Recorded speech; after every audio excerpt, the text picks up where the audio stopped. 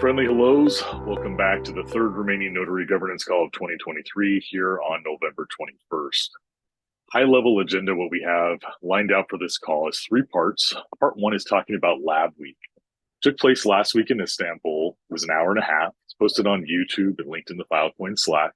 We're going to give you the opportunity to get a quick recap of what were the highlights from those talks, as well as invite any questions that you might have that didn't get raised on that talk, so you can be totally read on and give me the right information. So as a highlight, it'll be where to find those recordings, what's going on with the tooling, things like the AC bot, CID retrieval, what is compliance looking like, and then how are disputes going to be handled. The second and probably bulk of the call is talking about the allocator applications. What is the program? How does the election cycle work? How is it similar to the fourth, third, second, and first rounds, and how is it different? What are the timelines for applying? And step by step, how can you review applications or submit one yourself? Then we should have lots of time at the end for any kind of questions or discussions that may be on your mind. As always, if you have a question, feel free to shoot a hand up at any time. And if you have something you want to post, feel free to put it in chat at any time and we'll get back. In the chat, I just linked the slide decks. They're also for us available in Slack as we go forward. So with that, friendly check-in on the schedule. Today is the 21st. The next call is going to take place on 5th of December, and then the last call is December 19th. The reason why I'm flagging these is the next two calls, we're going to invest heavily in any kind of questions that are coming up. What we've seen in the past is that an application might have questions, but then they get answered for that individual application, and that knowledge doesn't get passed along to the rest of the community. So we're going to work really hard to make sure that every FAQ is written down and then shared. That way everyone can benefit from questions that are asked across the period. So thanks for that. Mark your calendars. The next call is going to take place on December 5th. And of course, the second call tonight. If you are here, thank you. We have this sign-in sheet. We will be deprecating this for a new method coming up in the next election. But for the time being, we're still using this Airtable to capture feedback, input, and then where time is going for notaries. If you're a community member and not currently a notary but wish to apply, this is a great way to show your participation. So thank you. That link is right there in chat.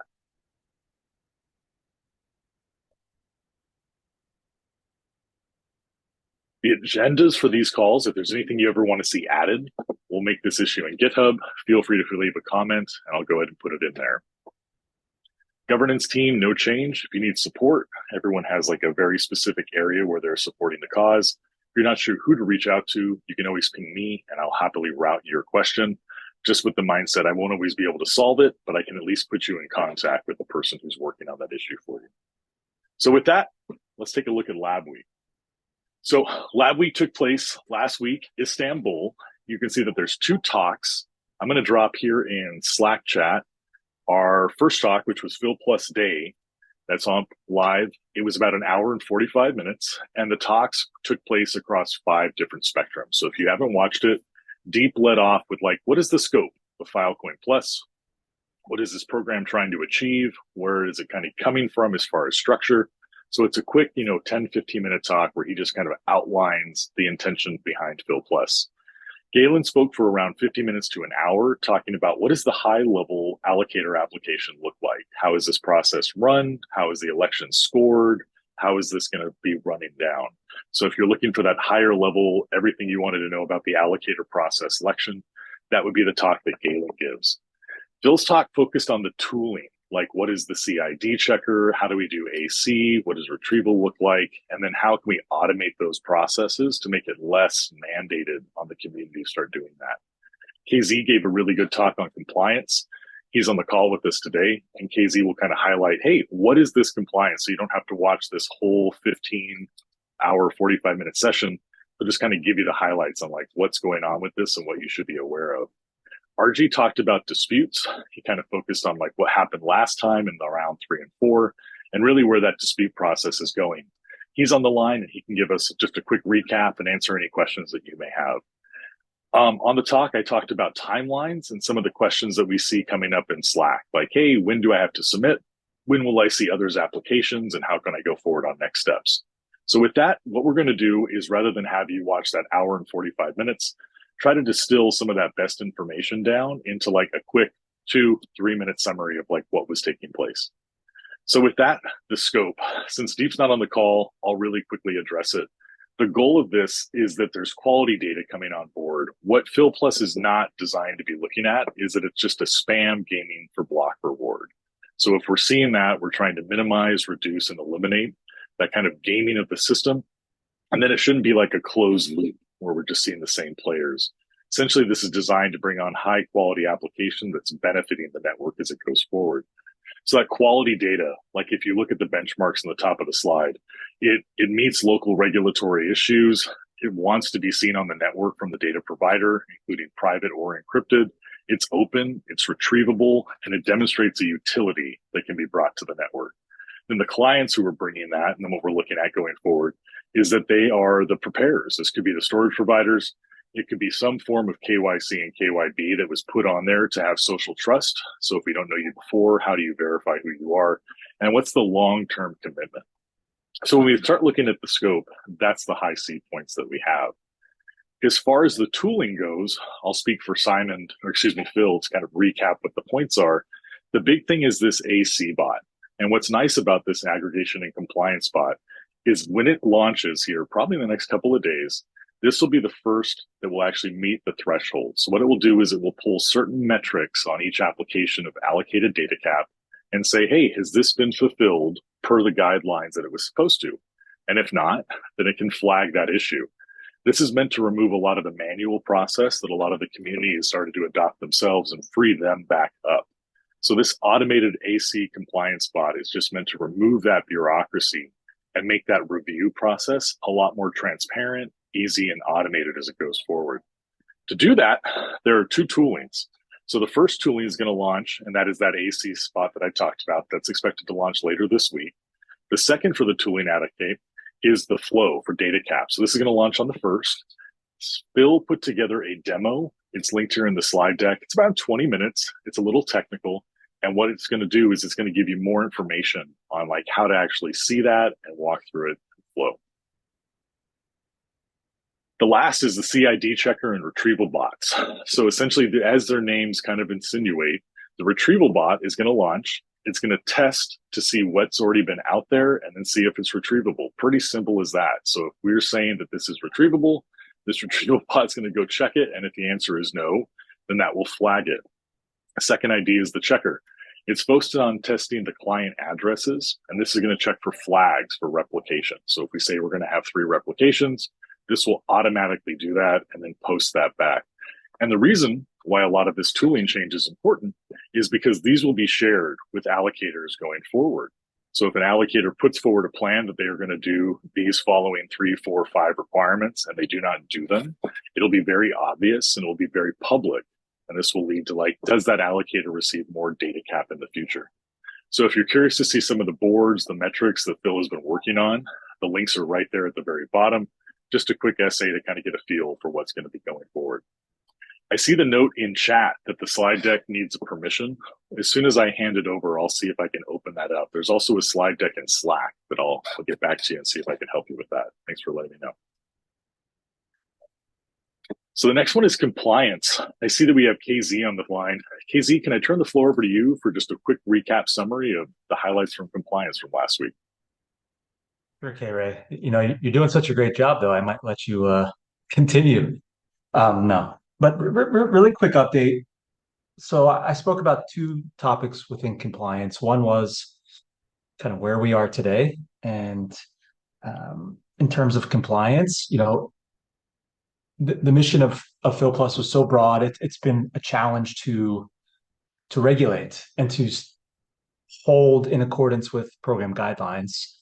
But we've been iterating over the past, I'd say, year and a half towards more tooling, more automation, more opportunities to measure against what's happening on chain.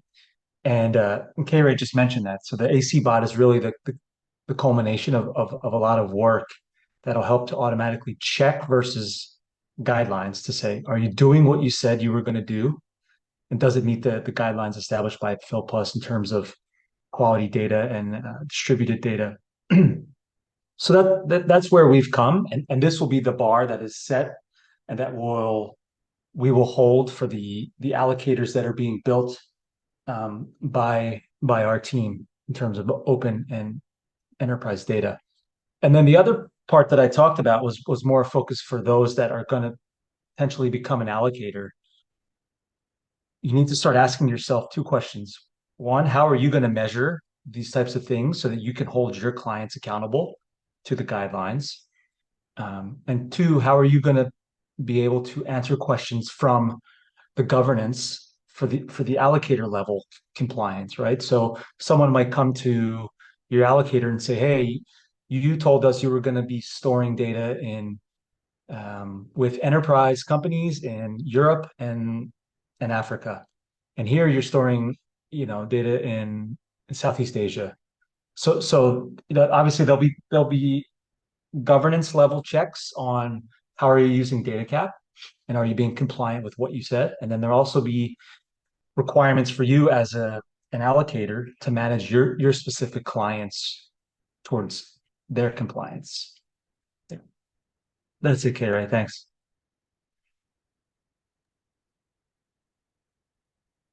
Easy, did you want to talk to any of these 2 points? I've got the two slides here. Do you feel Yeah, like that's already enough? I just quickly talked to them. Thank you though. Yeah. Great. Thanks, Casey.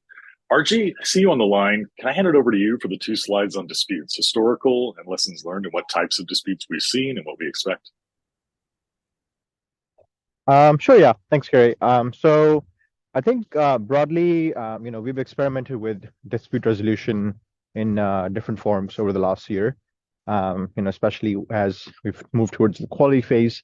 And so one of the things we try to do is, establish the TNT dispute tracker. And in the TNT governance, in the TNT calls, what we learned is that broadly people, I think, appreciate the fact that, there is a public tracker, but then people, I think the community has also expressed concerns that certain clients are, concerned about their privacy. And we've also seen not a full-fledged Sybil, but, we've seen some disputes which could have been avoided. And so I think our approach moving forward as we go through this, allocator design is take a playbook approach, so like a guideline-based approach for disputes that occur between clients and allocators. The fact that we are now creating a room for allocators to charge a fee for their clients to provide their service.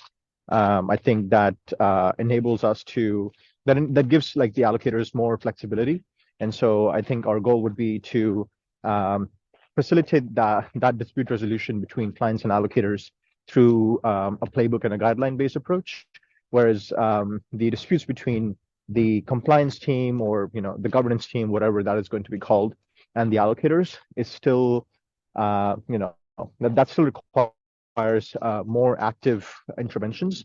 So right now, we are figuring that out with what the structure would look like with the FF governance team. I think a big push is, of course, to encourage allocators to use some sort of automation in their design. So that could be like, using FVM or, other forms of automation as they see fit for their allocator. And so I think what automation does is it helps to bring some objectivity in terms of, how, the tool is designed.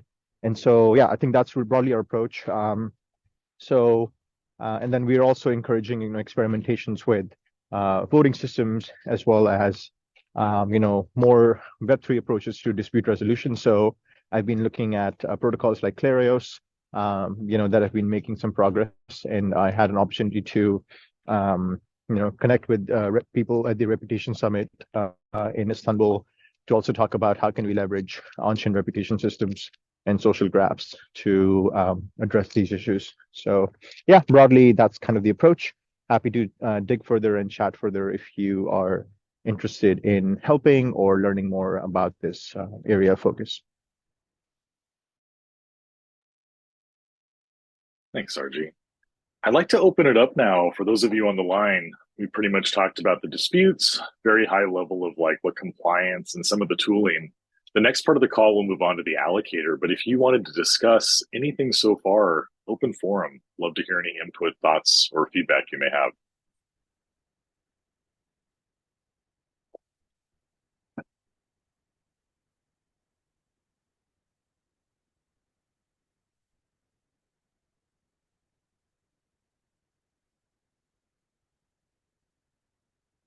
All right. If anything One comes to question that mind, I have please. for the people on this call is so one of the things that we've been as we're designing the structure for this allocator is like how complex or how essentially the system design is being perceived by the community. And so I would love to hear from people here if they, their initial reactions to kind of what was presented in Istanbul, and like, do you think that the allocation, like the application, is too complex? There are parts that might be, or maybe too simple.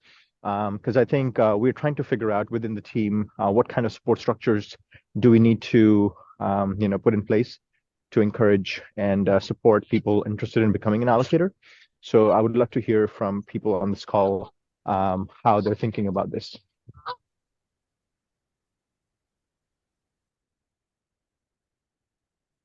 I think it's a little bit too complicated. So I've got some questions. So I would like to ask in the Q&A time. Thank you.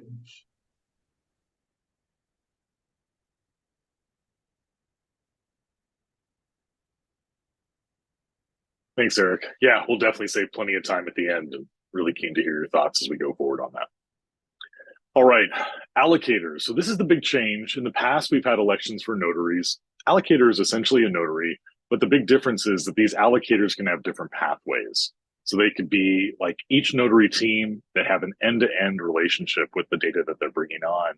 And rather than a notary who's drawing from a shared pool of data cap, the allocators would present their proposal for how they're going to submit. And then they are allocated a fixed amount of data cap to then be dispersed. What's nice about this is each allocator will have their own plan, which how they plan to disperse that data cap and what rules they will follow. And those rules will be monitored with the tooling that we talked about earlier. And if there's a conflict or any disputes, that's what's come up on this call. So let's spend some time and talk about like what that allocator model looks like and then how that application process goes forward. So first is the election cycle. I'd say we're like in a soft launch right now, almost like when our new restaurant opens, we kind of start doing this. We're starting to see a couple applications and making sure that's automated. So essentially inside of GitHub, there's a new modification, a new issue. I'll show you on the call. And when you open that up, you can see all of the fields that need to be filled out for an allocator. Some are really basic, like 7 questions. Who are you? What region? What are you looking to apply? Then there will be a link to an Airtable, which has a lot more detailed questions. So I'll talk on this call about how much of that is made public, why some of those questions due to like privacy, we don't put public, and then how the community can kind of look at that. But the big timelines are that the allocator application process is open now, and it's going to run until January 20th. So that gives you plenty of time to look it over, ask questions, and hopefully get anything you need to outline how you're going to structure it if you wish to become an allocator. If you're wishing to apply, just again, we'll highlight this and I'll show you the exact steps on the call. GitHub is the source of truth. What's nice about GitHub is it keeps an audit log of all this information. So you can leave comments, people can fill out fields, questions, and make sure that that application is what it says it's doing. And that way we can come back to that application at a later point in time if a dispute or a compliance validation comes up. There's going to be a scoring rubric. What's nice about that scoring rubric is each field in those questions will ask a very specific network, like how will you perform diligence or what's your bookkeeping plan? What's nice about the rubric is we've taken applications of the past and we've said, okay, this was an application that answered this question with all the details and then stuck to it. We can assign a higher number value than maybe somebody who submits an application and doesn't provide that same information. What's nice about the rubric is that anybody who fills out an application can kind of get a sense of like how much information are they providing, how helpful it is, and what can they do to revise it. So if they get their rubric back and it's a very low score, in the past, there wasn't a lot of time to go back and revise, maybe changing bookkeeping plans or looking at incorporating additional tooling. The goal of this is that once we get these fields automated, where it goes from GitHub to Airtable and back to GitHub, someone can see their score and say, hey, I'm pretty low score in this field of like retrieval. Maybe I implement something to get that score up and make my application more competitive. So that scoring process is right there in the GitHub issue. I'll show you that link, and it makes it a little bit easier if you are applying to be an allocator to kind of have a framework about what kind of fields you should be thinking about and entering as you put it in. So Let me show you kind of what it looks like to apply. If you see right here in the screenshot, I'll show you the flow, then I'll show it to you live. If you go into the Notary Governance repo in GitHub, you'll see that there is now a new issue that can be created called Notary Allocator Application. When you open that up, you'll see this brand new issue here, Notary Application, and just a few basic questions like, hey, who are you? Fill this out 1 through 7, and then it will take you to a link to an Airtable. What's nice is that you might fill this out and say, hi, my name is Kevin. I'm with the foundation. I plan on applying for an allocator. You can create that issue with just who your name is, who you're basic, and then you're doing it, and then submit. And then take your time as you start to look at like, how am I going to answer some of these questions? Because a lot of these questions, this is probably going to be one of your topics, is these are very detailed questions. It's almost like forming out like, what is your business plan and how will that business plan be implemented as you were to go to like a Y Combinator pitch. So it might take time. So with that time, you can come back, come to office hours, say like, hey, I'd like to get more information on this. And we'll talk about in a call how you can get answers to those questions. But the basic flow is you open up an application in GitHub, you submit it, then you can kind of take your time going through Airtable. Once you've submitted that Airtable form, we will then take those and then repost them into your GitHub issue. The only information that we won't repost is anything that has PII. Because of sanctions checks, because of disclosures, we'll have to ask information like, what's your full legal name? What's your email? And personally, I don't feel like that is relevant to sharing. If you want to do a KYC check, that all remains locked, but it doesn't need to be posted on GitHub. So there was a question like, hey, how much of this will be public? Everything will be public unless it contains personally identifiable information that's only required for the sanctions checks. How does that look as far as a review? Well, step 1, you get the application in GitHub. Step 2, you take your time filling it out. Once you fill out that Airtable, it will then populate back into GitHub minus any PII, and then the community has a chance to look at it. So if Kevin from the foundation submitted an application for an allocator, I've done all my fields in Airtable, and now it's in my issue. Now anybody can look. RG, KZ, fill in the blanks can say, hey, Kevin, I see that you're going to have 20 replicas and you're going to store this on every continent on the US. This is pretty aggressive. I'm commending you, but how are you going to be held? So any kind of questions that the community wants to raise on this, it's almost like feedback on what the business plan looks like. The reason why this is important is if an allocator is selected and they're given an allocation of data cap, they need to adhere to the business plan that they put forward to receive that data cap. And this is where the compliance and the disputes come in. So if you say you're going to hold all these copies, it's going to be in these geographic spaces, and then it's not, well, then that comes into non-compliance in the future. So this is a great way to kind of lessons learned. What are other people in the community doing? How are they going to perform the diligence? And really kind of bounce that idea back and forth. Because it might come up that you receive this initial allocator application and you're received, but maybe 6 months later, your business model changes and you want to adjust that. So this is a good way to make that adjustment period more realistic and give you the opportunity to incorporate feedback from the community. As far as timelines go, today is the 21st of November. What we're looking at is the last day to submit your application for allocator is January 20th. Just like when we were in university, I'd highly recommend not waiting until like the absolute last day to submit. And here's the reason why. If you wait until January 20th and then you hit submit at like 11:59 right before the deadline, it leaves no time for community input or revisions. It's like you get what you get. The sooner that you're able to fill out your application and turn it in, the more time you have to ask questions, to look at scores, to look at other applications, to field those. So I highly suggest whenever your bandwidth allows that you start looking at this if you're interested and get it in. One of the things to be considerate about this time of year is that across the world, holidays just start to fall. So this week in the US, we'll be out 3 days for the Thanksgiving holiday. Around Christmas time, the 25th through the 29th is the United States holidays. Then we have Lunar New Year kicking off in February. So there's a lot that's going to be taken away as far as time goes. So if I had any kind of recommendation, it would be try to get your allocator application in sooner. The last day that we'll receive them on the 20th, but on that 20th, you won't have any opportunity to modify, provide more information. It's just whatever is in there is in there. As far as support goes, there's going to be a lot of questions. Slack is fabulous. It opens up the questions as it goes forward, but it's really hard to get technical or dive into it. So in addition to these notary governance calls that we'll have, I'll set up some office hours. So if you want to have a one-on-one, like, hey, I want to talk with somebody, I want to look at my score and find out why I scored the way I did. Or I'm doing this application, I think that this question doesn't make sense. Can somebody please outline this for me? The best would be to leave the comments directly in your GitHub. We'll obviously have time on these discussions as we go forward, which is a great forum as well. But I just wanted to stress, we'll give many more opportunities to come together, ask questions, and then kind of field that in the best way we have. But leaving the questions in your GitHub is a great way to kind of make sure that it's tied to your application and have that audit log.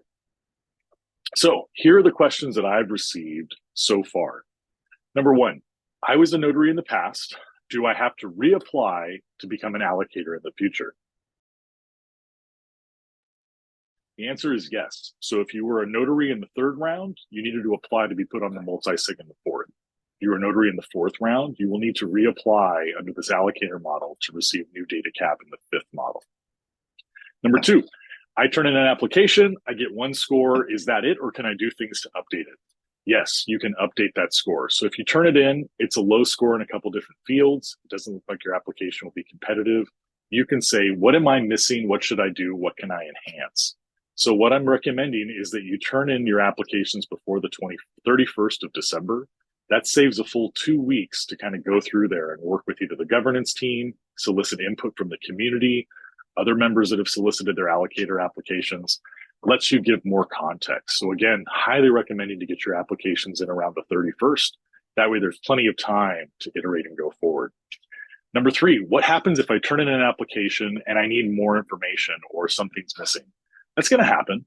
What we recommend is that when you're doing that Airtable, take your time. It's a big form. Airtable doesn't save, so be mindful to like fill that out and then enter it all into Airtable as you go in one large batch.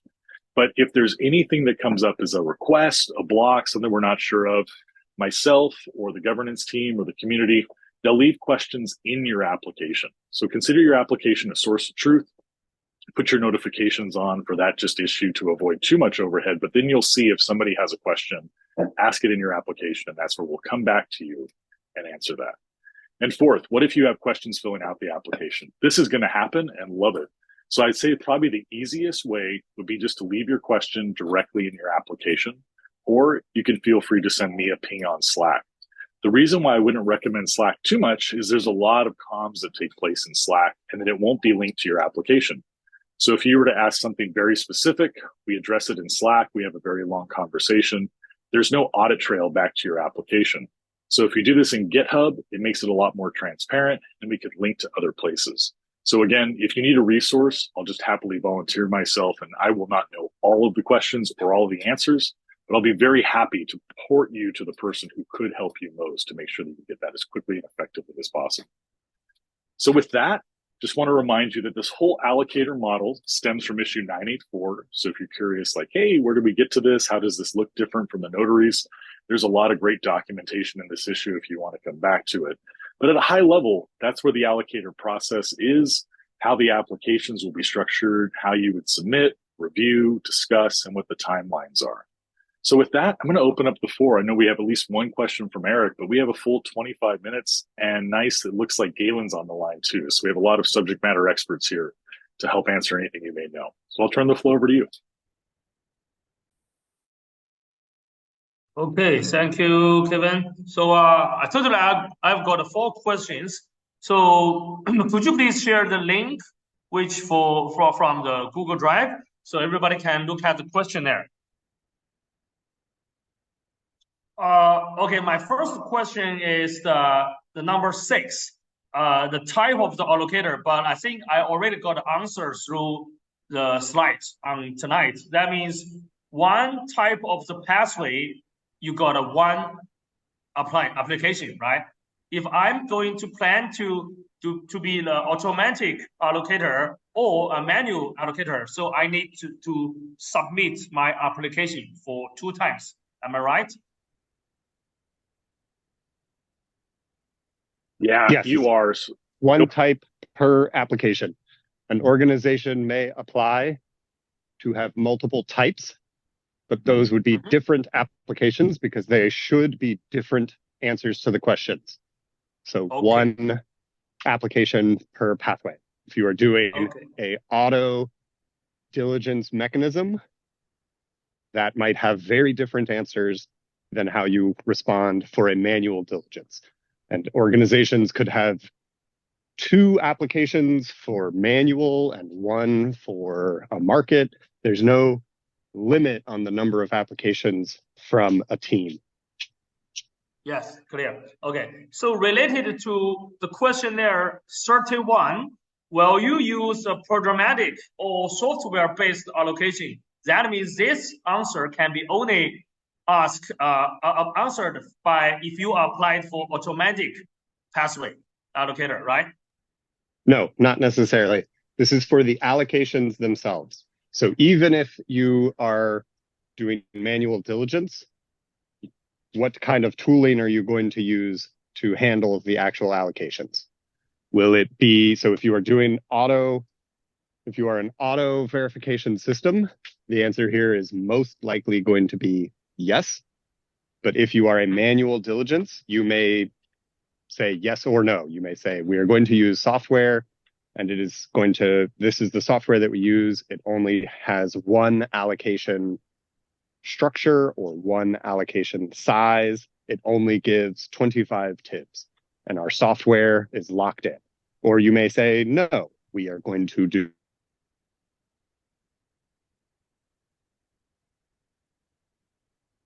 Oops, the voice stopped. Got it. Well, while we wait for Galen to come back, Eric, you mentioned you had 4 questions. Did you have anything else or did you want to wait for Galen? Yeah, and another one is for the question 14. The question is, can any client apply your pathway, or will you be close to only your own internal clients? So I'm not quite sure about the definition of the internal clients and what does it mean by the BizDev or the white label service? Almost back. All right, can you hear me? Galen, we can hear you, Yes, but you're a little right now. bit choppy. We'll let you know if you cut. Yeah. Okay, let me just get on. Hold on, I'll be right back. Okay. All right, Eric, I'll take the first pass at this and we'll see if Galen can kind of circle back. So essentially what we're looking at as the allocators is that you are doing a role of like, hey, I'm going to be going out and finding the data. I'm working with universities or I have connections in like tech in these fields. I know who they are and I'm bringing them on board. Or I'm going to be bringing data that I'm already given. So I can see how this question can be a little bit vague in its redundancy and wording, but I think it's looking like, are you going to find everybody? Or sometimes we have people that come into like Fill Plus application review, like, hey, I'm looking for data. I'm XYZ person. Can I find somebody to help me sign this application and review it? So I think what this question is getting at is like, are you going to be focused only on your own data preparers and working that out? Or are you more open to like, if you see a message in Slack or somebody comes later and they're like, hey, I'm looking for an allocator to help me get this data onboarded. Will you be willing to help them? And there's 2 parts to this. Sometimes we have great projects and they kind of stall when they be like Thursday or Friday night and they're looking for a signature. They're looking for a data review. This is a great way for you to say like, look, that's not why I'm here. I'm going to be doing this biz dev and focusing on this. Or you can say, yes, in addition to my biz dev, I will be available for these other data caps that might come in from the community. That's how I interpret and would review this question. I'll be curious to hear. I know that while we wait for am I back? Galen to come back. Yeah, Galen, go ahead. Great, sorry. Yes, that is basically correct. We are expecting that some of these pathways are going to say, this is our lane. We only work with these types of clients. And they are clients that we have partnered with in some capacity. So for example, if there was an allocator saying, we are only going to work with project partners that have received a grant from this other organization, we are not going to be open to anyone to apply. We are only going to work with people where we have sourced those relationships in some other way. They are our sort of business development contacts.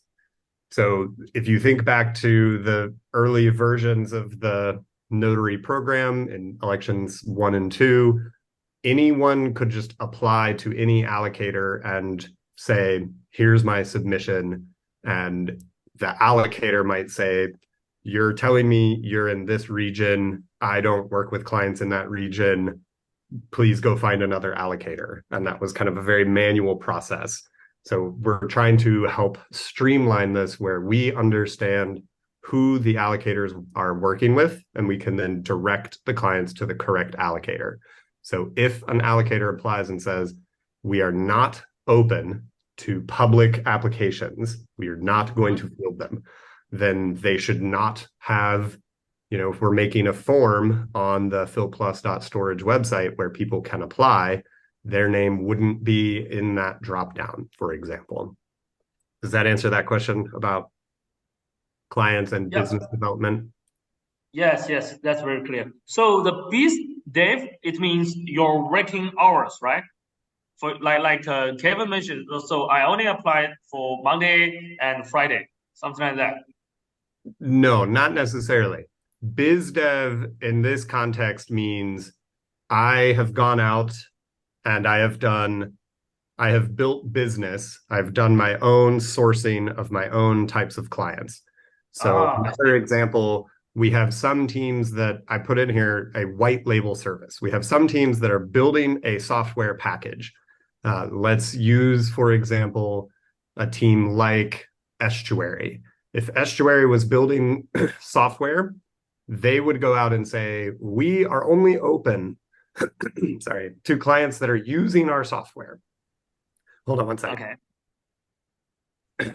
So we are not available to, someone like, let's say someone named Frank shows up and says, hey, Estuary, can I have data cap?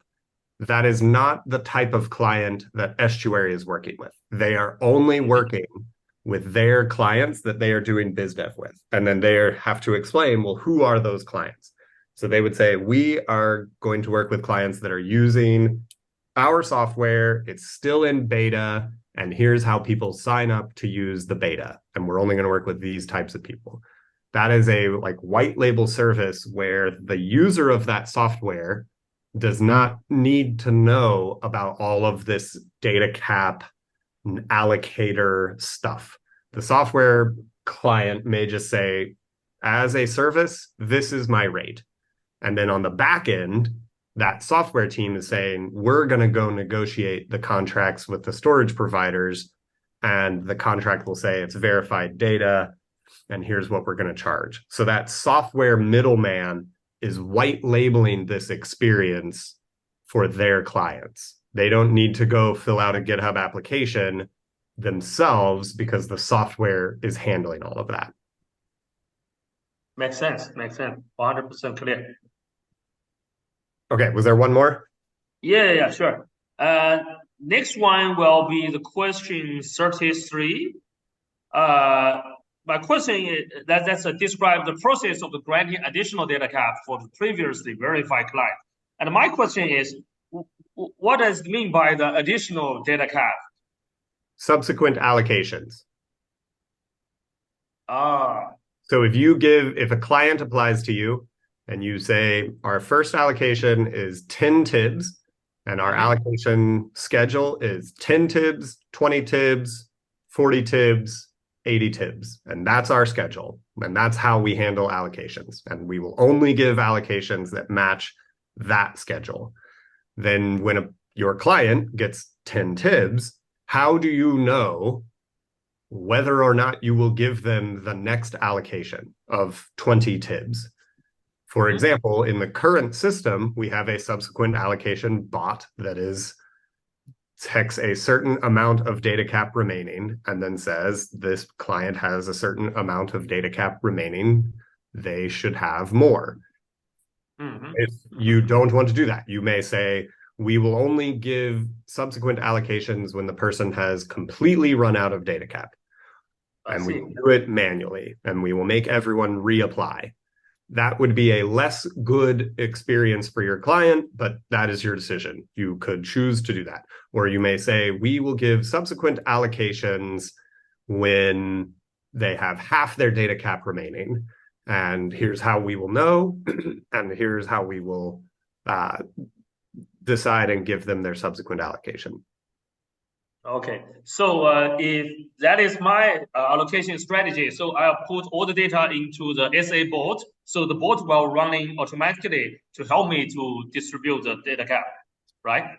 If you choose to use the SA bot, so the goal here is with the tooling, we want to make the tooling as open source and configurable as possible, where in an ideal world, you could say, yes, I will use the SA bot, and I do not need to make any customizations to it. I will use it as it comes, as the team has designed it. Or you may say, I will use the subsequent allocation bot, but I don't want it to be 25% remaining. I want it to be 45%. And so I want to start the next request at 45%. So then you are using the SA bot, but you are using it in a customized way. You are changing the parameters.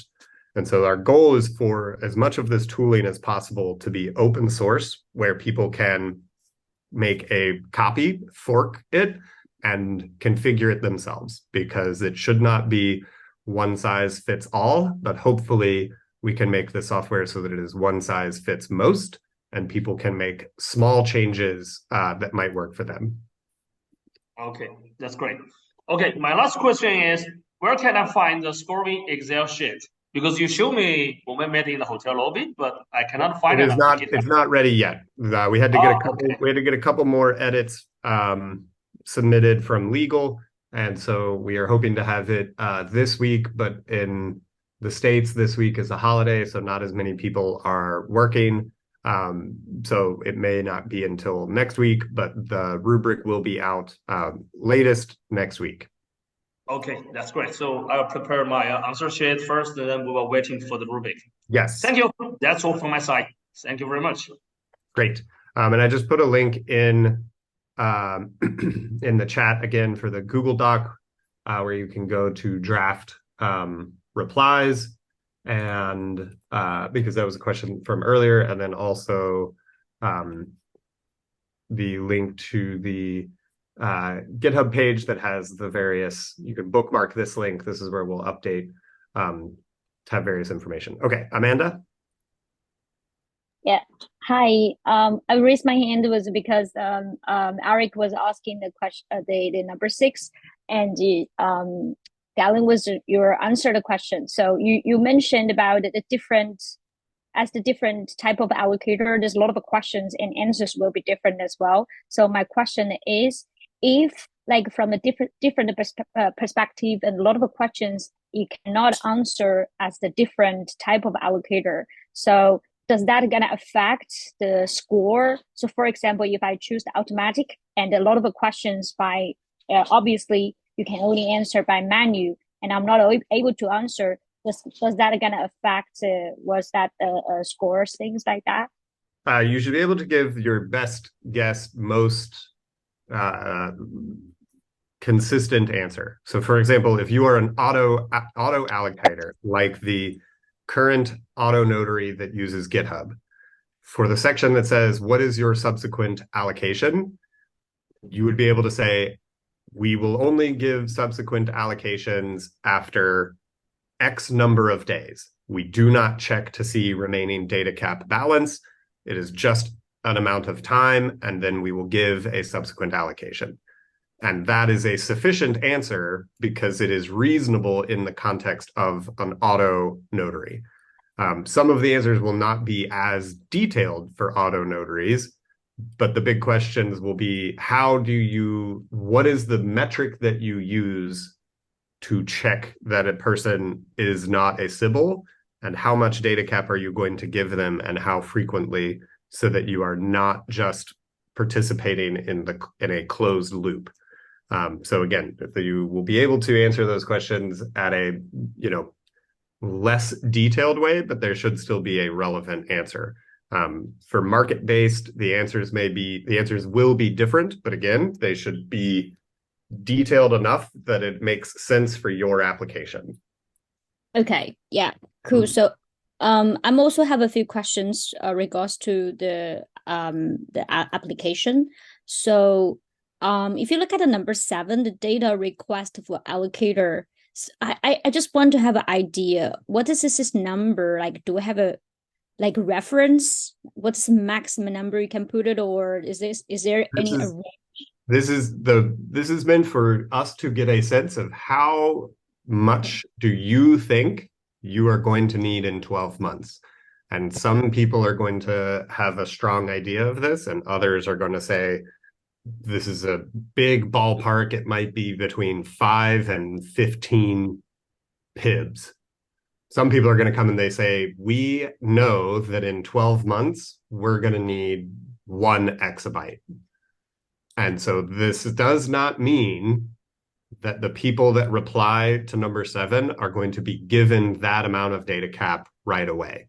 This is just for us to get a sense of how much data cap, what do you think your funnel looks like for 12 months?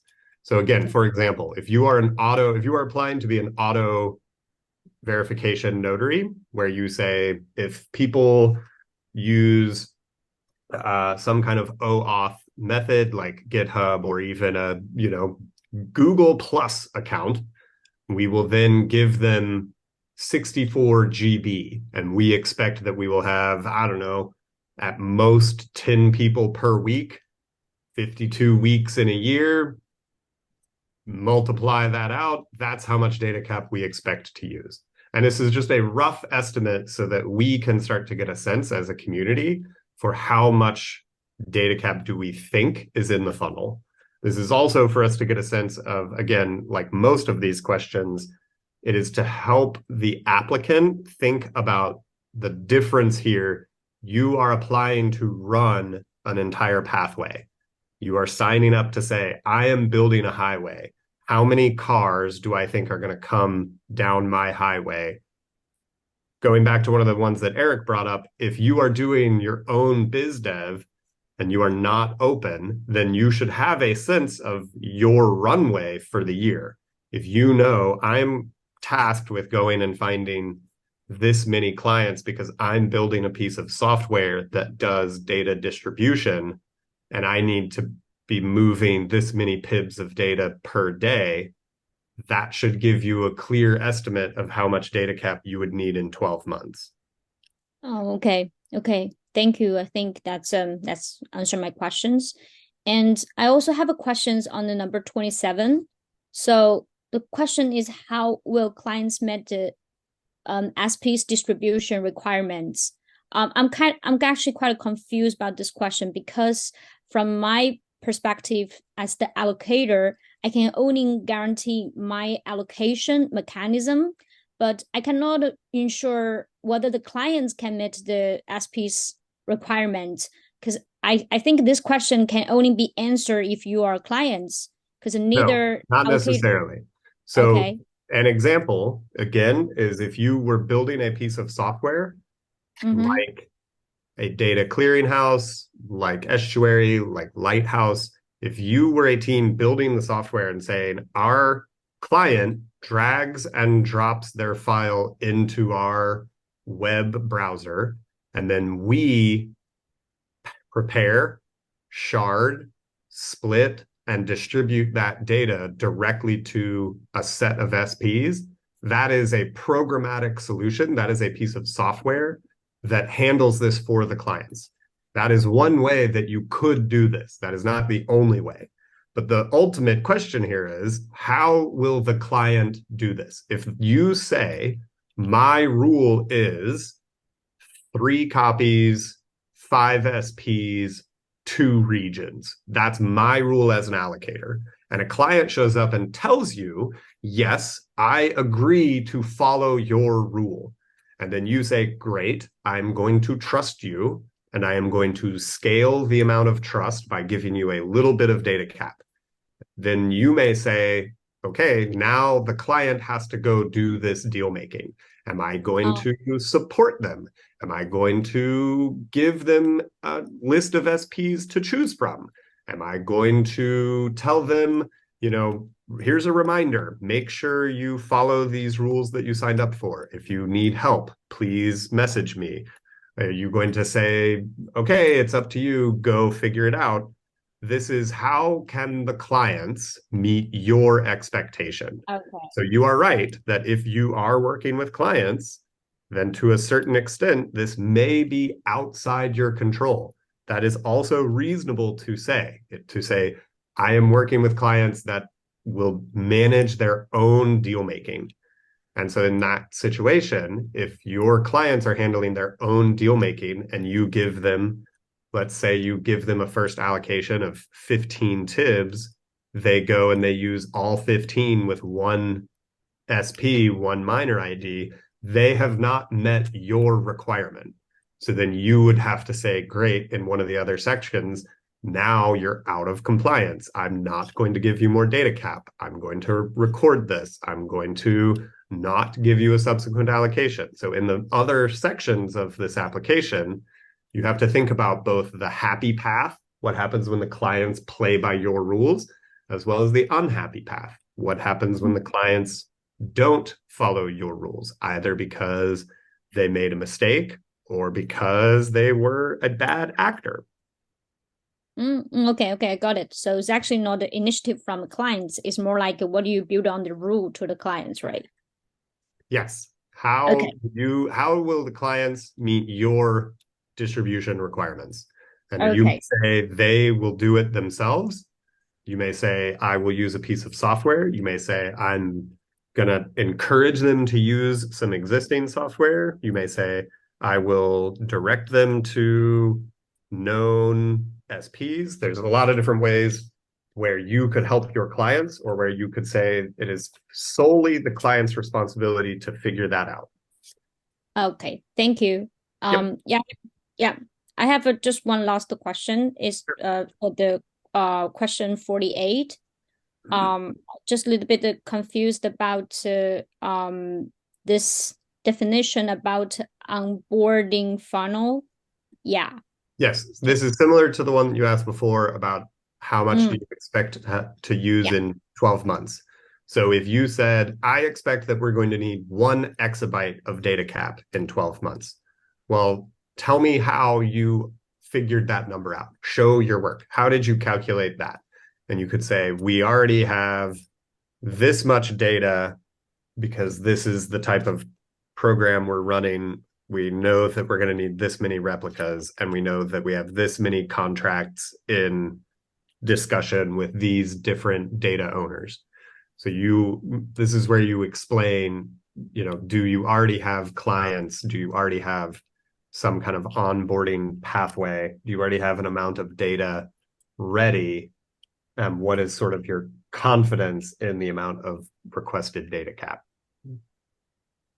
Okay. So the definition about onboarding funnel, I'm just a bit confused about that part. I understand. In sales, we talk about like a funnel being, you have, say, 1,000 cold leads. You send out 1,000 cold emails to different people, and you expect that maybe 10 of those are going to reply to your email. So they move to the next part of your sales process. Then you try and convert all 10 of those, but maybe only 5 are qualifying candidates. And of those 5, you maybe sign a contract with 3 of them. So your funnel starts really, really wide, and then you narrow it down. And that's just one example. And different people have different ways that they model a sales funnel. So we think about this as, if you are expecting to onboard new clients, do you already have sort of a pipeline or a funnel?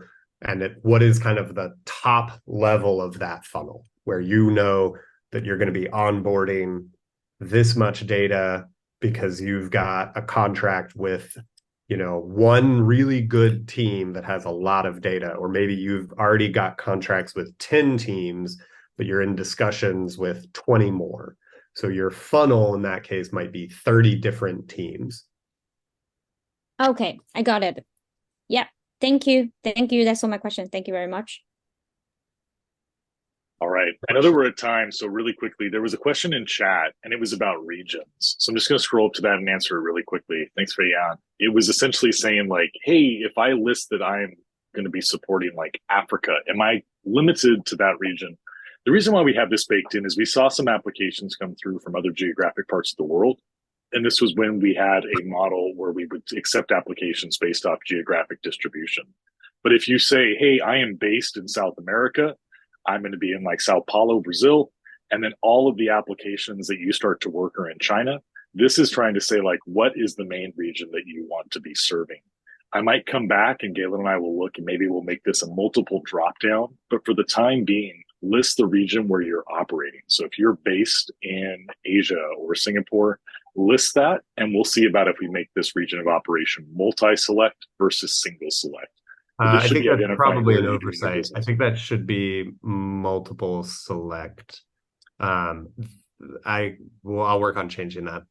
Thanks. Good catch, Faye. I think that should be multiple select. Let me look at it when I have a little bit of time, just so that I'm not making a mistake. I'll review it and make sure.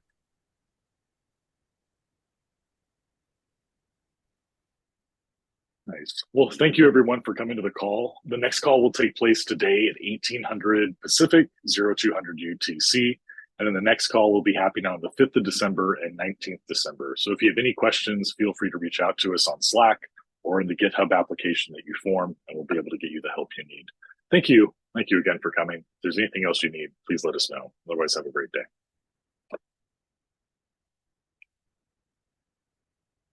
Cheers, everyone. Well, hello, friendly. Welcome back. This is the second Notary Governance call of November 21st. On the agenda, we broke it into 3 parts. Part 1, we're going to talk a lot about LabWeek. The session was about 2 hours, took place live in Istanbul. So we're going to just go over the highlights, boiling that 2-hour content down into just a 5-minute summary. Make sure that you are all aware of the content and then show you where to go if you want to find more information. The bulk of this call is dedicated to allocators, which is one of the big announcements coming out of LabWeek for discussion. So we're going to talk all about it. Essentially, what are the different pathways? What does the election cycle look like? How do you apply? Where do you apply? When do you apply? We'll talk all about those timelines, and we'll have lots of time for FAQ. So if you have questions, plenty of time on this call. And as always, feel free to shoot a hand up or message in chat. I'll start by also apologizing. Our translator was not able to make it. They will return on the next Notary Governance call that takes place. So apologies. This video will be posted on YouTube with captions. So, all right, schedules. So tonight is the second call of November 21st. The next call that's going to take place is on the 5th of December. It's one of 2 calls left. And if you're on this call right now, thanks. Appreciate your time. Let me link this link. This is the sign up that we've been using for the duration of this round. Posted here in chat. And it's a great way to say, hey, I've been at the calls, I've been participating, I've been listening and active. So those of you on the call, thank you so much. If you're not a notary or you're looking to apply, this is a great way to say, like, hey, I have been coming. So thanks again. If you're keen to put anything on the agenda, as always, we have a GitHub repo. So if anything's top of mind or you want to make sure it gets on, please just leave a comment on this issue and I'll make sure it gets put in. If you need support, the same governance team is here to help you. If you're not sure who to reach out to, as always, if you ping me, I can just serve as kind of that liaison to help get you to the right place. All right, so with that, let's talk about why we're here, LabWeek. So if you're looking for the videos, this slide deck is in the Phil Plus channel of Slack, and there's 2 videos out there.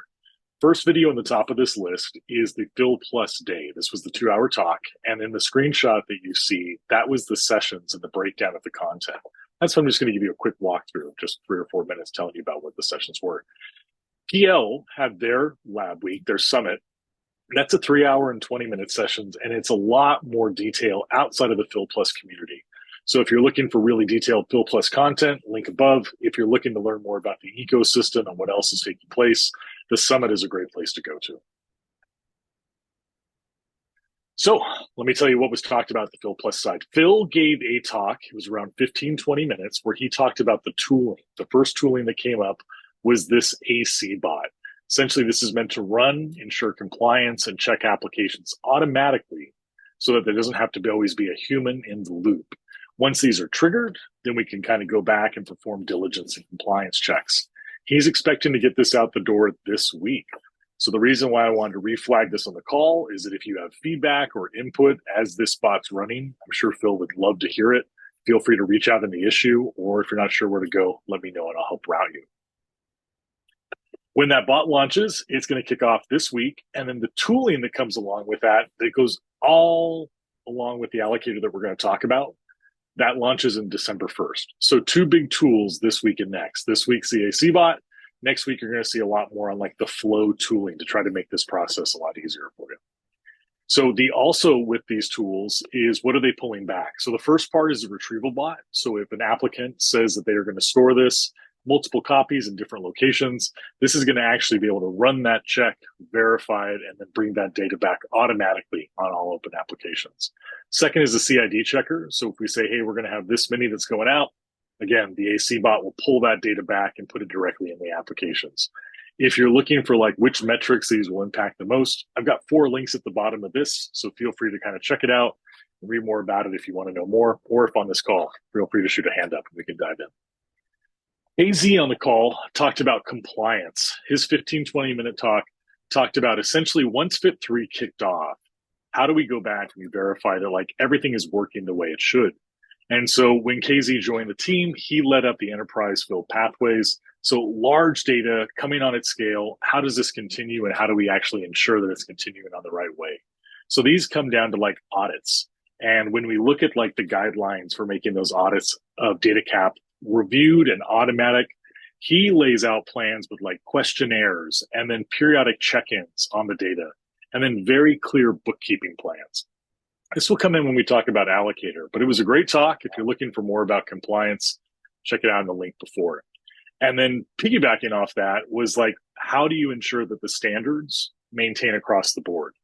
So one of the tricky things about Enterprise Fill Plus, or even the LDN process for that matter, is that there's a lot of different individuals that all have a different viewpoint on how this data should be brought, how this data should be reviewed.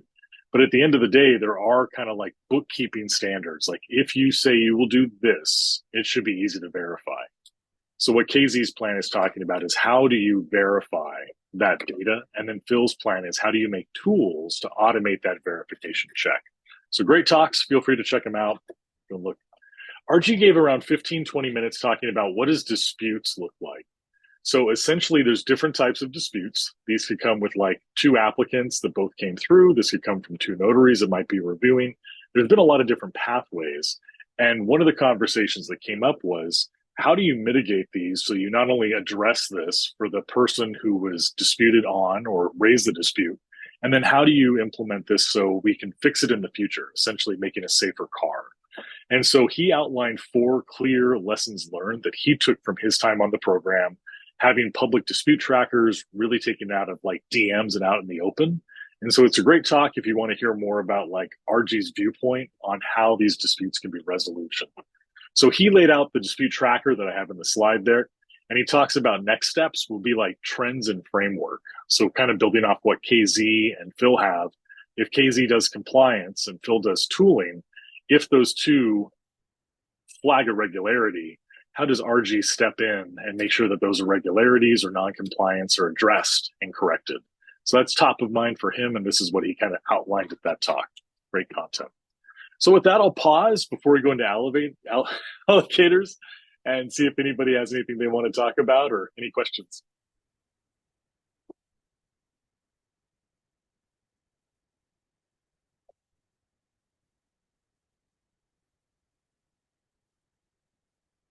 All right. Well, if you're on the call now and you're thinking about becoming an allocator, this is the part where I'd say, let's talk. I'm going to give you 5 minutes of just everything that's allocator, and then I'm going to really slow down and show you the links. And that way you can kind of understand high level what you're supposed to do. And then a little bit more specifically, like where should you go after this call? So if you're interested in becoming an allocator, let's talk. Essentially, there's different pathways in this V5. And what these pathways can be is an automated system like Glyph. These could be more organizations. They're going out and finding their own data cap and bringing it to market. These could be tooling. It's really kind of changing the dynamic of rather than having one LDN, everyone will kind of have their own data cap allocation strategy put forward. And that's what the allocator is doing. So with this next election, it's very similar to the last few. And what I mean by that is we're going to have a GitHub issue. It's already up now. I'll show it to you. And in that GitHub, you can then get the application, fill out the information, and then it goes back to be scored. changes in this round is that once it's reviewed, it won't be scored until it has community input. So what that means is if an applicant says, I'm going to be doing these standards at these times, the community weigh in and say, hey, have you thought about this? It might impact that. So we're trying to make this in a way where the community is looking at these and really deciding what should go forward and what doesn't work in this. So when you look at that application as we go forward, it'll be a great chance for you to kind of pull out what you might be thinking about applying, and I'll show you some examples. So how to apply, you go to GitHub. Once you're in GitHub, you'll get that application. Rather than, a lot of questions in GitHub, I think the last one had 40 questions. This election, you're only going to fill out 7 inside of GitHub. Who you are, what your organization is, and what kind of allocator you're applying for. Then there's a link to Airtable, just like as we signed in on this call. And if you follow that link, that's where you will then get the information that you'll actually input. What's your allocation strategy? It's a big application. I think it comes out after disclosures around 50, 60. So in that, you're going to be lining out essentially how you plan to distribute this data cap and what your allocation strategy is. Once that's done, and once the community is weighed in, just like in the 4th round, there will be a scoring rubric. So if you have a tentative plan, it will be compared to the other plans to make sure that it's viable and actionable, and then assign a number for each metric. I'll talk about what those look like, and I'll help you find those as we go through it. So this is a high level of what the process looks like, and this is what I'll show you in just a few moments. Essentially, you start by coming into GitHub and finding the Allocator application. Once you open the application, you'll see that there's 7 or 8 questions you put in GitHub, but the rest, you follow this link to Airtable, and there's a form. It's all pre-populated, and you just fill out the form with your information. So this allows you to kind of keep it, think about it, and work through it as you go. The way that the kind of step-by-step, so step 1, you go to GitHub and get the application. You submit it in Airtable. The Filecoin team, essentially foundation, will put this back once you've submitted it. We'll kick it back to GitHub so it's public. The community looks at it, provides input, then it's scored. And then after the scores and inputs are all tied together, allocators are selected. The timeline for what this looks like. Today is Tuesday, November 21st. The window closes on Saturday, January 20th, which means that you have all this time right here to look over the application, formulate how you want to structure this, and submit it. You can submit it tomorrow if you wanted. And what will happen is it will have plenty of time for feedback from the community. You can revise all up in that time frame, whatever you think works best for your individual plan. So you can continue to edit your application, continue to revise, adapt, and build it out this whole period of time. But on January 20th, that's when it's like deadline, well, we're going to score all these. The tentative plan is to announce this on the 23rd. The only thing that would adjust is if there's trouble with the scoring. It takes longer than we anticipated, but it should be a good to go on the 23rd if everything works out. We'll do this again in next quarter. So this is the first time we're kicking it off. But the intention is to make this a rolling application period, which means you can apply to be an allocator anytime in the future. It doesn't have to be limited to just these elections. That's what we're working to get to. The second thing is if you apply in this round and you're not selected, you don't have to wait a whole year to reapply. So if you do get your application in, for whatever reason it's not selected, you can reapply in Q2 in a few months. So if you have any questions on that, we'll have plenty of time to dive in and discuss. As far as meetings go, today is the 21st. We talked about this at LabWeek, and then we prepped it on the 1st. So if you have questions, if things come up in the application or you want to discuss this, what I'm going to do is every time I get a question of me, I'm going to put it in an FAQ doc.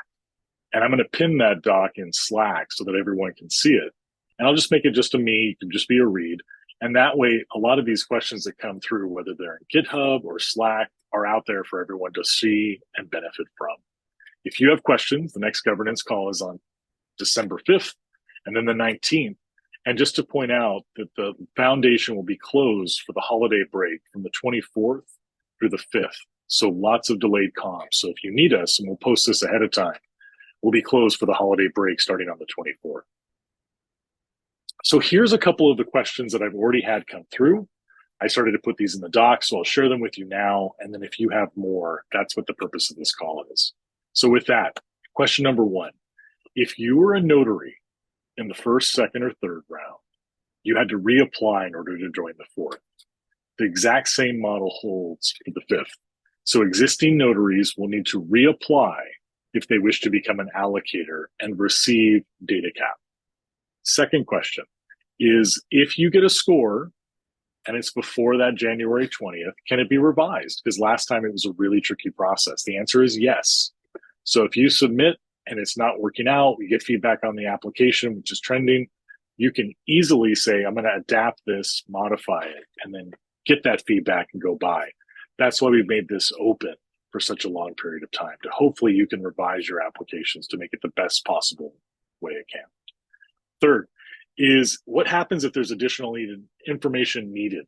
So this might be you fill out your application, but it doesn't have a full name or an email. That will be me sending you a very friendly ping saying, hey, we're missing this XYZ information. I will ping you in GitHub. And the reason for that is it keeps an audit trail. The only times that I won't ping in GitHub is if it contains anything sensitive, like a name, an email, an address, anything not related to the public oversight of these applications in the process. That will be done with email or token codes over Slack. If you have questions while you fill out this application, great. Best place is in your actual application. The reason for this is sometimes Slack can overrun and it can be difficult to link back who the Slack question is tied to which application. So if you post in your GitHub application and tag me in that issue, that's where I'll prioritize it. I'll pre-say if you message on Slack, I'll happily work with you, but it's going to take a lot longer of a process. So if you have questions as you're doing it, tag me in the GitHub issue. If it's anything sensitive, of course, use Slack and we'll go forward on that. So that's kind of a summary of what we're going to kick off. Before I kind of just show you anything else, I'd like to open the floor up for thoughts, feedback, discussion. The floor is yours.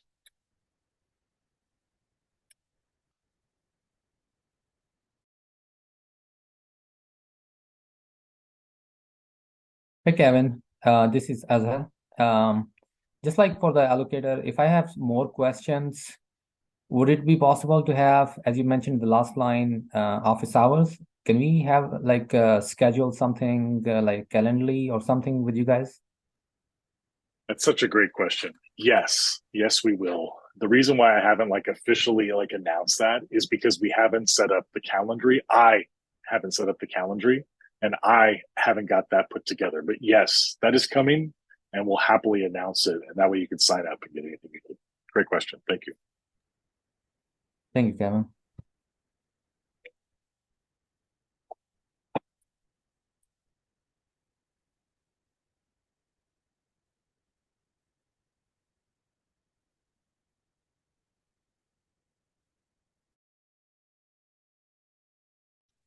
Danny, I see your hand. Danny, floor is yours. I was just gonna, there's a couple of organizations that I think would make really good allocators, but they're not really wired into the current notary process. What's the best way of kind of either introducing them to this, or same question as before, like maybe set up a meeting with the with the governance team to see if they'd be interested? What a great thought. Danny, I have a crack, but I just see that Galen joined the call. Galen, did you want to take that? If not, I'll happily jump onto it. Sure, happy to weigh in. Yeah, I think if there are teams that are interested that we think would be good candidates, connecting them with the governance team, getting them to at least fill out the first part on GitHub, even if it's not super clear, just so that we have a track record and then we have people that we can reach out to. From there, we can either set up one-on-ones or do kind of group office hours and work with them directly.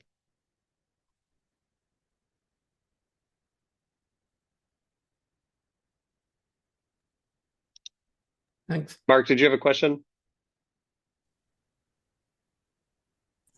No, it's just waving. Oh, okay. Mark, I'll take that wave. It's good to see your face. Hello to you, man. Mr. Holon coming by.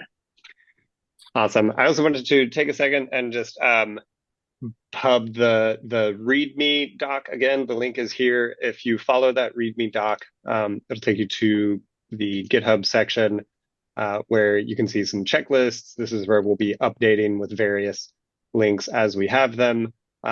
There's also one other link here that should be pretty helpful. It is a Google Doc. If you follow this URL, it'll ask you to make a copy. And this is all the same questions that exist in the Airtable. Will allow you to work offline, so you can kind of work in the Google Doc, draft your answers, and then once you have them ready, you can sort of copy and paste them over. I know it's a little bit of an extra step. This is helping us on the sort of scoring back-end side because it is really hard to pull all of the data and the responses into sort of out of individual issues and into a format where we can have people review them. Our goal is to get multiple people that are scoring and reviewing them. And it's just really hard to do when you direct them to one sort of main GitHub issue. So this way, I know it's an extra step, but it gives you a place to draft your answers and then port them over to that Airtable form. And then, like I've said, we, the governance team, myself and Kay-Ray, will be taking a section of these answers and putting them back on your individual GitHub issue. The last section on disclosures will not go back to GitHub, but that will be held by the foundation. There's a question here about the grading criteria, the rubric. We needed a little bit more time on that. I apologize again, it just didn't launch in time for last week. That rubric is almost done, but we're just getting a couple more edits. It should be done by the end of next week at the latest. You will be able to find that rubric, in the README. Again, back to the links. We'll update those links with the application repo, the scoring rubric, and various resources. So it'll be finalized soon. It'll be posted. You can go to the GitHub README to find it once it's done. Other questions? Hey, Galen, I'll ask one, and I apologize. I missed most of the start of this meeting, so it might have already been answered. I've been doing a lot of reading on this and just following some of the presentations. I'm just trying to understand. So when you put in a proposal, who is reviewing that? Is that the governance team? Who actually approves the applications? Yeah. So what we're going to do is we're getting the applications from members of the community. We are posting that information back publicly into GitHub. That allows other community members to also weigh in and ask further questions or maybe point out gaps. Those are just to be helpful feedback points. That sort of community interaction is not necessarily a decision maker. What will happen is the governance team, and then we're also going to solicit some other members of the foundation, other members of PL, and some existing notaries, so that we have kind of a pool of people that are either engaged in Filecoin or engaged directly in Filecoin Plus. Because again, we want to get a couple different eyes on these applications. The goal is to have at least 2 people review per application using the same rubric for all of the applications. And then the governance team will then look at all of those scores. Those individual scores will be pushed back to the applicants, which again is also publicly viewable. And then we kind of, based on what we see, we'll have sort of a cut line from the scoring. So in the past, we've had a little bit more of a kind of calculation that we used. With this one, this is kind of a new process. We're opening it up a little bit because the goal is to try and kind of see what kind of applications we get and work with applicants that maybe are on the cusp and maybe they just need, 1 PIB or 2 PIBs and a couple months to kind of get their feet under them and figure it out. And they're right on that line rather than being really firm and saying, okay, you have to score X, on each of these categories in order to be approved. So there's not a firm cut line. There's also not a sort of firm number per region. This has been another thing that we've had in the past where we try and balance out and say we're going to take X number per region. Again, we want distributed coverage. We want a diversity of types of allocators, diversity of backgrounds. So if we only get 5 allocators that are all applying from the same region with a really similar maybe set of clients or a really similar type of data, it would be unlikely that we would, on this batch, approve all 5. We may say there's probably going to be some distinguishing. One of those organizations may have more reputation. They may have a more robust sort of prototype ready. We may approve that one while we then go work with the others and say, okay, can we modify this? Can we differentiate it some? But also, we may just want to approve all 5, right? Because it may be that we need to get a more diversity of these pathways and then see what works. Again, try it for 3 months. One of them is probably going to be more successful. What can we learn from that one? Where are the other ones falling apart? So that's a long way of saying the governance team plus some other people from the foundation, PL, and existing notaries will be scoring. Those scores will be publicly pushed back to the GitHub applications. There is not at this time, concrete sort of score cut line that says you must hit a certain mark. So once we post the rubric, I think this will also make it a little bit more clear. People can see and they can weigh for themselves where am I going to need to invest more time, energy, money, manpower, whatever, to score higher in a certain region versus where am I willing to take a bit of a ding. Again, it would be unlikely that any one allocator pathway would get top marks in every category. So hopefully that answers that question. It does. I'll just follow it up quickly with another. So something like the eFil Plus program, I don't know if you've had initial conversations with any kind of applicants. Yes. Would you see that just continuing as normal, or there might be variants of that eFile Plus program? Because it's something that we're looking at internally, is like setting up some partnerships and wanting to onboard enterprise, and like how do we do that in a seamless manner? So whether it's looking at how we might come up with an allocator program, which may not necessarily want to be that involved in it, or we leverage off someone else's. Yeah. So I would say the answer is both. So for one thing, there's going to be a Phil Plus working group team that is going to be submitting an application for an open datasets pathway, as well as an application for an enterprise sort of eFil pathway. And to some extent, that is somewhat of a continuation of the existing LDN and eFil pathway with some differences. And some of those differences being who are the signatories on those multisigs. That's kind of one of the primary differences. But there will be some others because that is going to be a smaller team with fewer signatories running that eFil program. They're going to be a little bit more discerning in saying what qualifies, what is our SLA, that sort of thing. But there will be that continuity of a maintained pathway for enterprise encrypted data. Second, I would say from where I'm sitting, it might make sense for Holon to submit their own allocator application as well.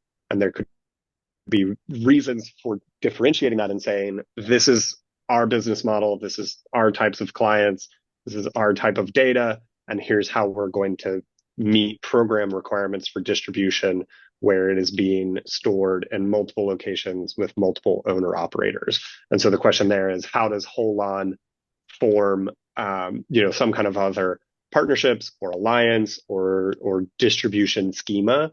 Because again, the thing to avoid is one person coming and saying, I want to build a highway. That highway is my private encrypted paid data. I'm not sharing it with anyone. and you need to just trust me that it's real data and I'm the one approving it. So that's the pathway we want to avoid when we talk about sort of that closed loop. But it would be reasonable for Holon to say, we're going to be working with, not any enterprise client that shows up claiming they have data. We're going to work with this particular subset. It's going to look like this type of client with this type of data, and here's how we, propose to distribute it. And that may be something that happens in conjunction with the enterprise fill, where you then have, you may be sort of submitting these applications on behalf of your own clients and getting, data cap through one pathway while also having, maybe it's a stopgap, or maybe it's stuff that doesn't qualify fully for the pathway that you're designing, would go through an e-fill, that sort of thing. So the goal here is, how can we have more faucets to get to data cap, and those faucets being more specialized rather than one fire hose. I take your point with the closed loop. It's certainly something that I was concerned about reading the proposal initially, and I guess we'll just wait to see how that plays out. And it was a bit of a concern I had with how does Holon participate, but I've just only seen this application document now, so that I think that'll be helpful in kind of guiding some of my thinking. So we're going to have multiple storage providers in this ecosystem in that same boat. And I think that consistently the thing that we want to sort of see and encourage is, how do we have partnerships or relationships where a rising tide lifts all boats? That if one SP goes out and does the biz dev and gets a really good client, and that is a paid client, and they have done the KYC and they have done the data prep and they have brought that person to Filecoin, how do they benefit from that while also growing the network, and growing the network by sharing that data in some way, selling it, sharding it, getting it with multiple owner operators? And again, that goes to sort of the fundamental value prop of Filecoin, of this decentralization and distributed data, where a person's data is not with one single entity. That's kind of a thing that we push on. Why is deplatforming a risk? If you are a data owner, you should be coming to this network because you care to have leverage, right? Where your data is with different people. But then also that is fundamental to Filecoin Plus. Why should the network subsidize this data and this data onboarding? And the reason is because it is growing the broader network. It is not just one person who is, taking paid deals or unpaid deals, verifying it themselves, and getting all of that block reward. Because that is, what we consider sort of gaining that block reward by playing all of those parts.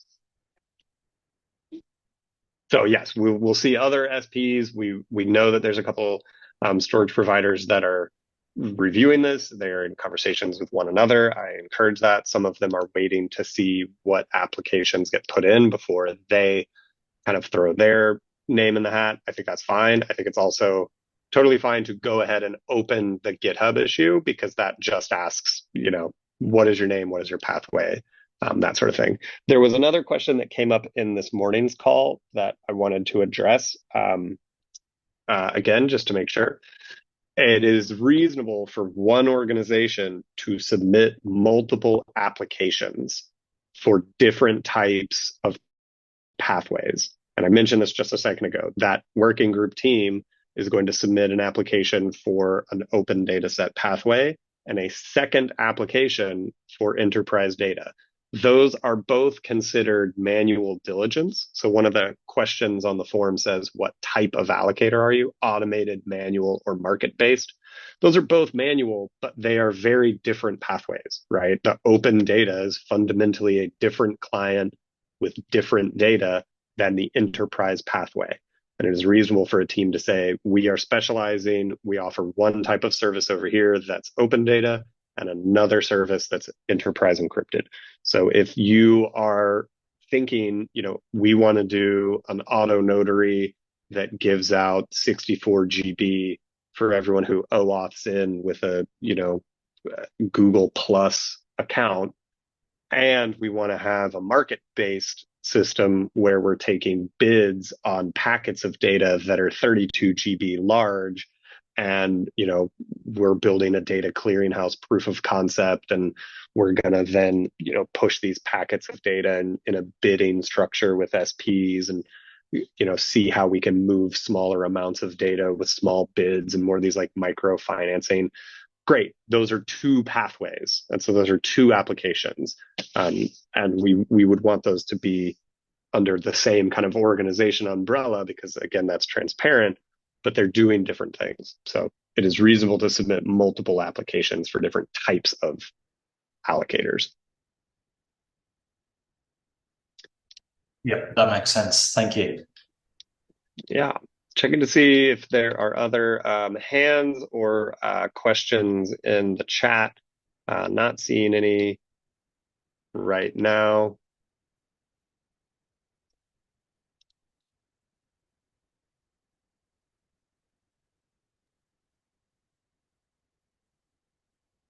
I have one request, which is an LDN 2040. If some notary could please take a look, just because of the LDN wallet issue recently, and thank you for filling it up again. My application was fully approved by all the notaries, but it went back into the proposed process. One of the notaries signed off again, but I need a second signature. So if someone could please help, then that would be awesome. Yes, thank you. Is that the common crawl one? Yes. It's in the chat. Yeah. Okay. I was looking at that earlier. I'm happy to sign on to that.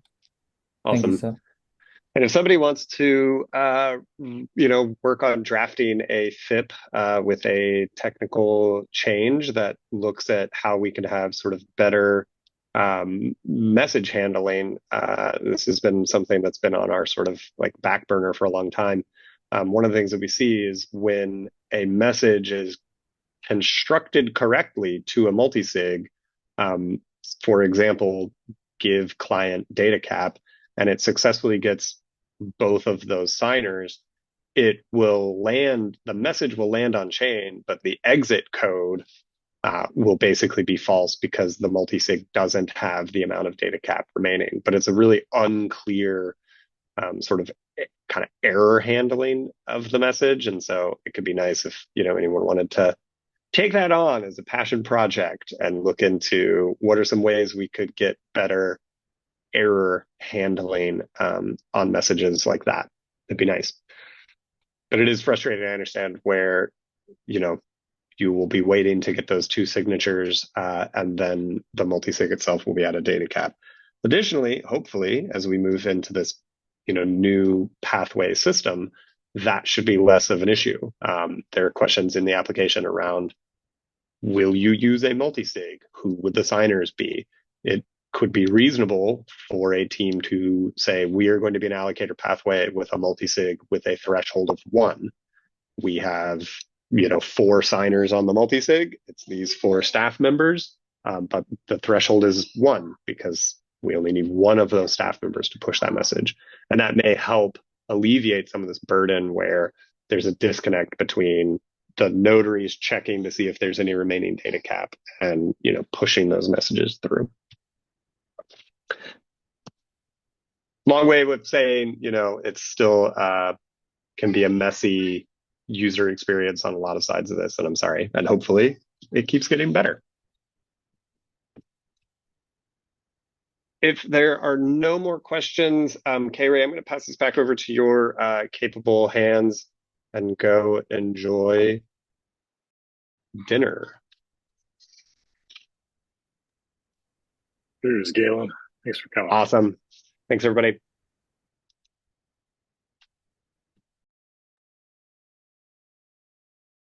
All right.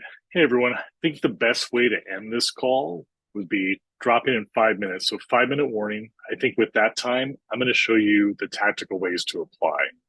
If you're looking at my screen right now, I'm in the GitHub repo. And if you want to fill out or you want to check out the allocator applications, what you're going to want to do is come over here to Notary Allocator Application, get started. And just like the fourth, third, and first, here's the application. The steps on how to fill it out are right here in it. And so what you're going to do is essentially fill out these 6 or 7 questions. 9. Wow, 9 questions. And we're going to copy those and make a new issue. Then what I'm going to do is I'm going to remove this from that issue. I'll show you an example of what it looks like. But I'll follow this. And what this is this is the GitHub link to Airtable. And when you follow this link into Airtable, that's the template. And then when you follow this one to submit, you can actually see the questions and answers to submit. Close that dupe.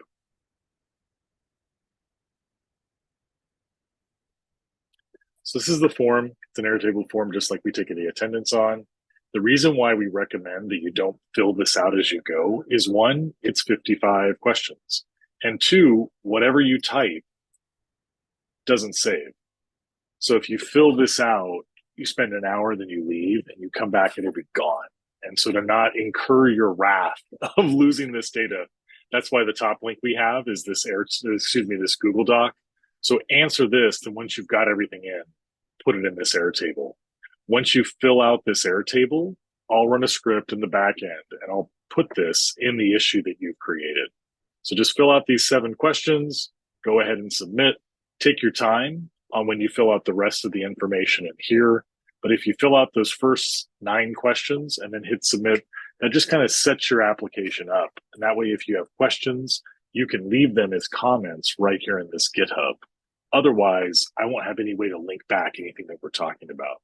So again, if you have any questions through this process, please let me know. Thank you so much. And also I'd like to thank Mongo for joining with Common Crawl. Looking forward to getting you guys set up. Apologize for that tech issue, and I'm glad that Danny's going to take care of you on that. So with that, I'll pause for 1 more minute and see if anybody has any follow-up questions before we drop.